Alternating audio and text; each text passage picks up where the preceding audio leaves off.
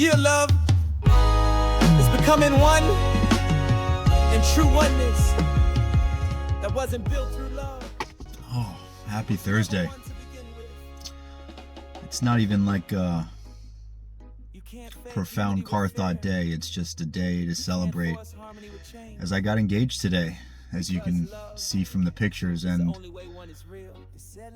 I guess the profound car thought would be that all the talk of spirituality and everything happening for a reason, what reason would you have to listen to somebody who you don't even really know? So in that theme and that spirit of love and getting engaged, I thought I would share the story of how we met, because that in itself is pretty incredible.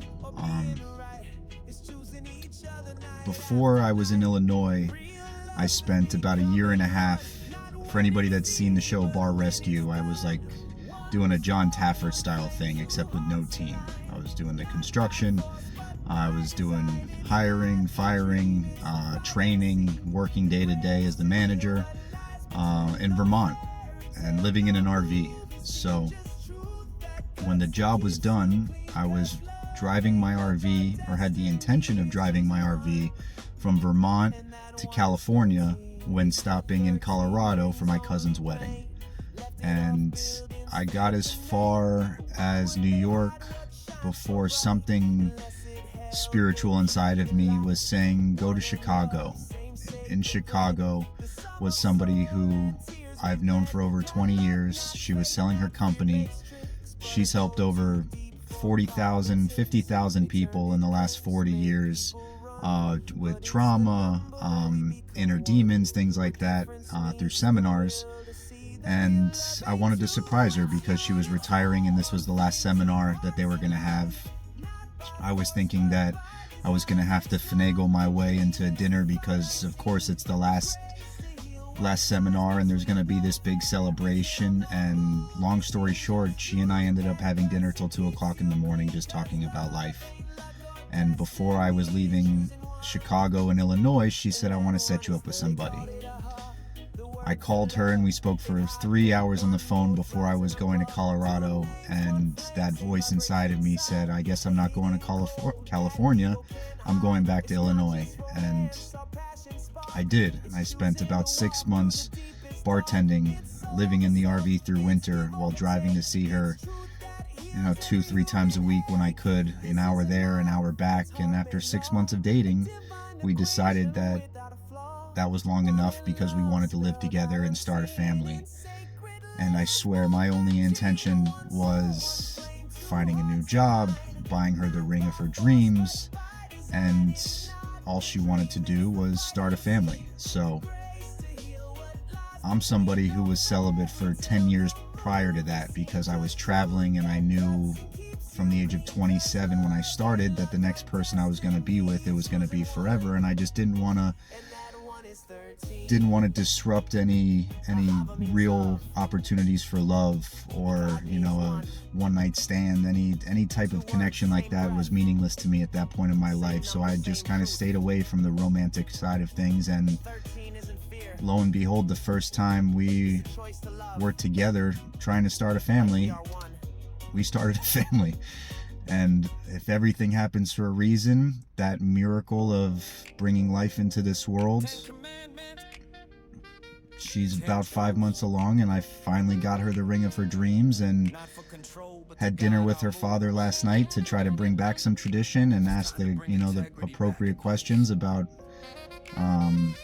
not just permission, but wisdom and advice and things to look forward to and how to work on things together as a team. And the next day, she's wearing the ring, and you see that the celebration has begun. So when it comes to love and everything happening for a reason, and listening to that spiritual voice inside, I've been practicing that side of spirituality for about 20 years now. And it took a lot of practice to stay present and really understand what it means to be truly present while listening to receive instead of listening to respond, and how powerful it is to want to bestow love instead of looking to receive love all around. And those are the things that I'll talk about, moving forward. That's my intention here, is just to share the excitement and share the love and share the intention, really, of why it is that I'm putting my face to this conversation, and the love and support that she shows me is out of this world, and her family as well. And the love grows, and it's love like I've never felt, and I know it's the same for her because she tells me. And just being 100% open and honest in our relationship and our communication leads nothing but excitement for what the future holds. So if I can give any unsolicited advice, that when it comes to excitement versus fear, feeding the soul versus listening to our ego will push that fear forward, and our soul craves that excitement and what makes life interesting. So the coolest thing I've ever learned is that mental switch of understanding how the body physically translate excitement to fear as the adrenaline is released in our stomach and makes its way up into our brain. When that chemical gets to our brain interprets anything familiar as excitement. Our favorite friends, cousins, brothers, sister, foods, sex, whatever the case may be, it's familiar, so it's exciting, as opposed to fear is unfamiliar.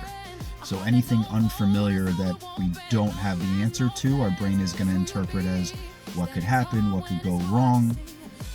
If you can turn that moment and stay present and flip fear to excitement, because no matter what happens, you will have learned something, you will be able to grow, you will be better for it, you will be stronger from it. I can honestly tell you I haven't been afraid of anything in years, because I'm excited to learn, I'm excited to grow, and I think there's a community that we can build of people that are like-minded and push forward through love, intention, excitement. And after that, what else really matters? So happy Thursday. Thank you for sharing your love with the exciting news, and keep the conversation going, because life is pretty amazing when you let it.